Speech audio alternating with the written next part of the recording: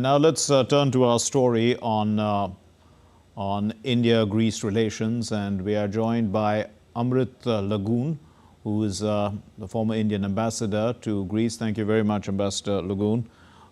So Prime Minister Mitsotakis has spoken about the importance of India not just to Greece, but to the whole of Europe.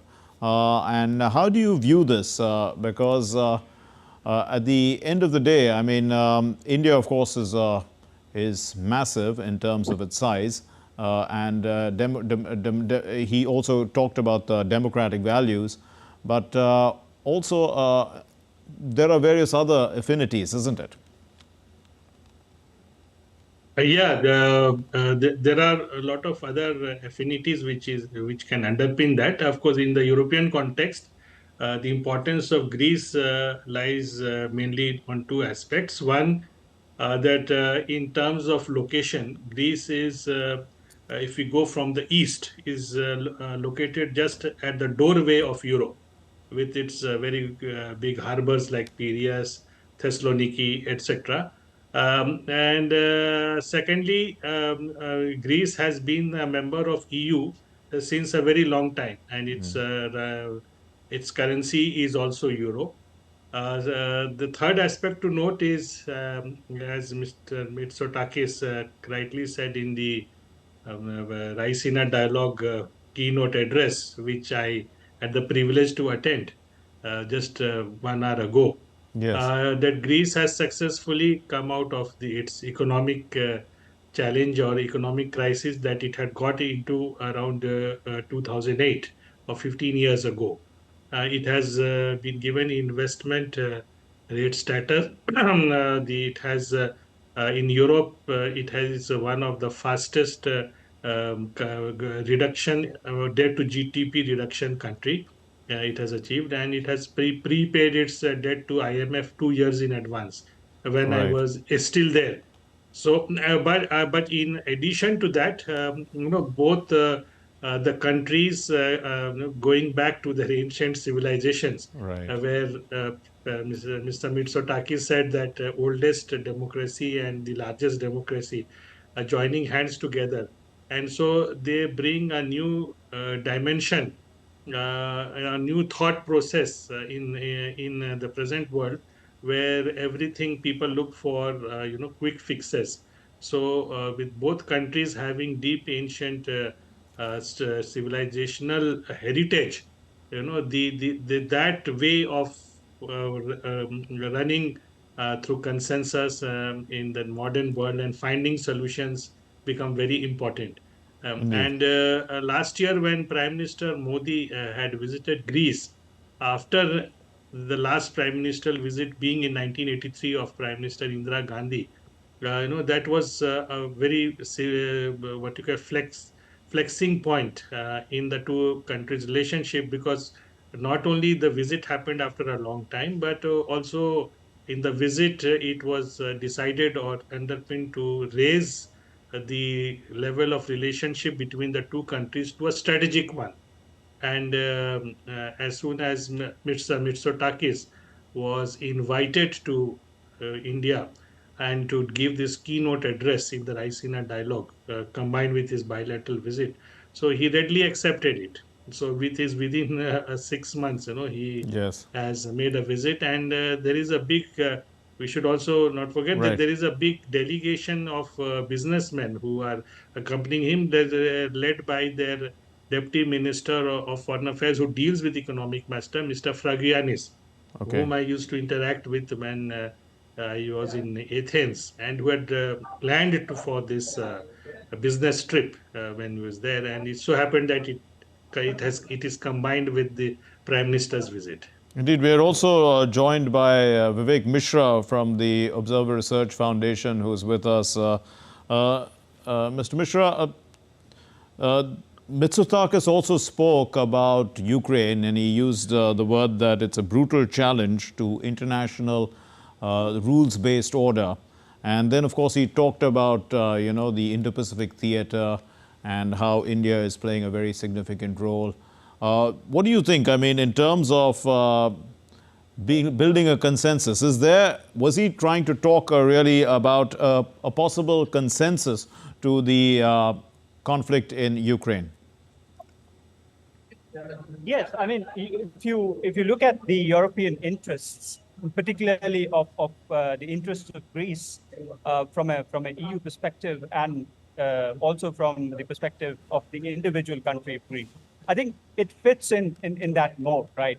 Because he he's pitching up something that is core to the European interest, but also taking into account the interests of the Indo-Pacific country, a primary Indo-Pacific country, which is India. So, and given the context that a fractured world order, given two wars, that has certainly prevented the connectivity that both Europe and Asia, and particularly India, was looking at through the IMEC project and so on and so forth. Yes. So I think it's a combined concern that the fractured world order and the conflict should stop. And I think there is a consensus there.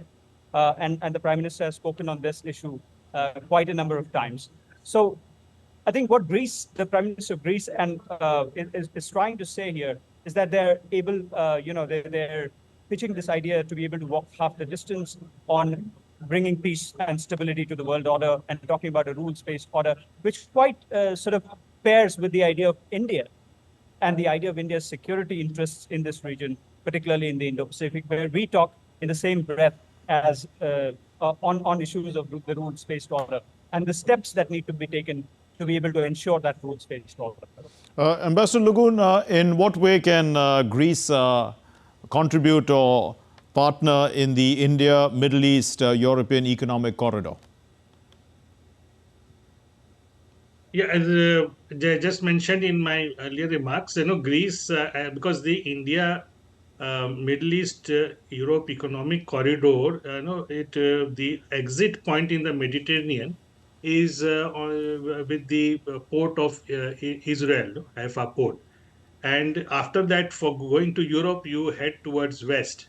And the first major ports you hit is the Greek ports of Piraeus, Thessaloniki, and there is another one, I just forgot the name, which is between the two, where our companies were showing interest to invest. We must note that Piraeus, before the Greek crisis happened, economic crisis, used to be number 26 in terms of handling cargo in Europe.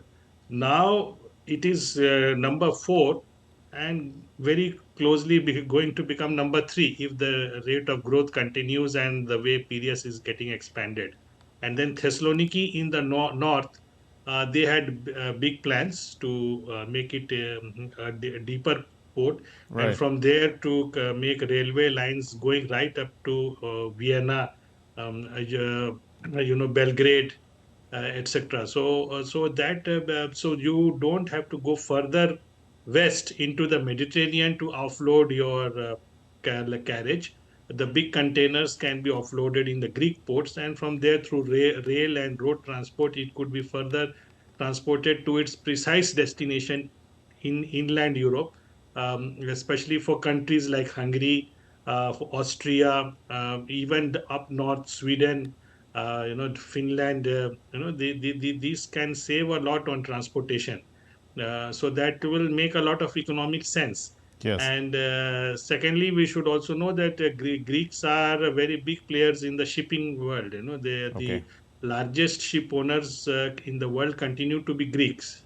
Which Okay. about 26 to 27% of shipping, merchant shipping fleet and cargo shipping fleet in the world. Indeed. Okay. So that way, they have that natural fare. The corridor can be very effective in. So in that reducing. also is an interesting point, which leads me to my next question, Mr. Mishra, about the Migration and Mobility Partnership Agreement. Why is this, going to, in what way is it going to benefit both the countries? See, Europe is an aging continent, and I think to that extent, mobility partnerships always help, a transition from a country like India, which has a low average age and also can provide a great number of skilled people to Europe. I think it is time, and you see more of these partnerships being struck by more and more European countries with India, and recently in non-European countries, Israel has led by example on how Indian laborers got an opportunity to go there and find work.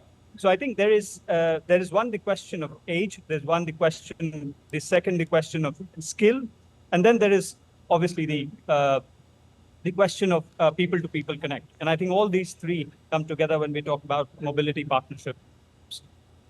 Increasingly, India is signing these partnerships with European countries as well as countries in the Middle East, because there is a diaspora connect. There's a renewed diaspora connect that this government has laid emphasis on, and I think that is really translating into power diplomacy. We'll leave it there. Thank you very much, Mr. Vivek Mishra from the Observer Research Foundation and Ambassador Lugun. Thank you for your time and for enlightening us on this important relationship.